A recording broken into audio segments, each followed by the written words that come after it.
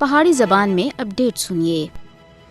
آج عالمی یوم ماحولیات کا دیہڑا منایا جا رہا ہے۔ بھارتی حکومت ان خطرات کو لگاتار نظر انداز کر رہی ہے جڑے بڑے پیمانے دے اتے ہندو امرناتھ یاترا وچ بعدے دی وجہ تے مقبوضہ جموں کشمیر دے نازک ماحول کو درپیش ہے۔ بھارت مقبوضہ جموں کشمیر وچ بڑے پیمانے دے اتے ہندو امرناتھ یاترا دا انعقاد کر کے عالمی یوم ماحولیات کے پیغام کو کانڈ پیچھے سٹ رہا ہے۔ بھارت تے آنے والے لکھاں ہندوؤں کو پہلگام وچ امرناتھ غار وچ لے جانے دی اجازت دینے دا مودی حکومت کا فیصلہ مقبوضہ جموں کشمیر وچ ماحولیاتی تباہی دی وجہ بن رہا ہے۔ مودی حکومت سن امرناتھ یاترا کو ایک عسکری یاترا وچ بٹا کے ہے، کیونکہ اس نام نیاد یاترا دے نام دے اتے لکھاں بھارتی فوجیوں کو مقبوضہ جموں کشمیر وچ تعینات کر کے کشمیری عوام کو اپنے ہی سرزمین دے اتے بے دخل کیتا جا رہا ہے۔ اس کے علاوہ مودی حکومت مقبوضہ جموں کشمیر دے نازک ماحول دے تحفظ اور اس سے بچنے دے واسطے کوئی بھی کوشش نہیں کر رہی۔ ماہرین ماحولیات کا آخنا ہے کہ جنوبی کشمیر دے پہلگام وچ امرناتھ گفا دا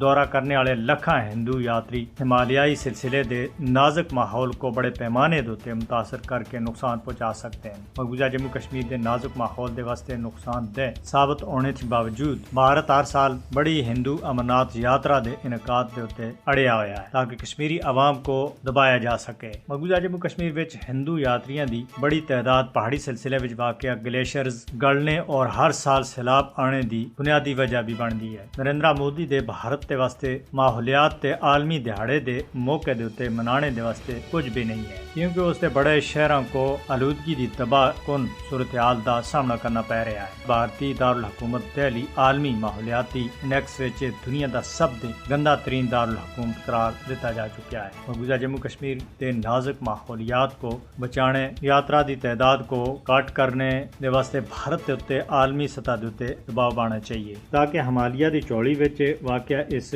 خوبصورت پہاڑی سلسلے کو خطرات تے نہ صرف بچایا جا سکے بلکہ مقبوضہ جموں کشمیر میں تباہ کرنے والی موسمیاتی تبدیلیاں کو بھی روکیا جا سکے۔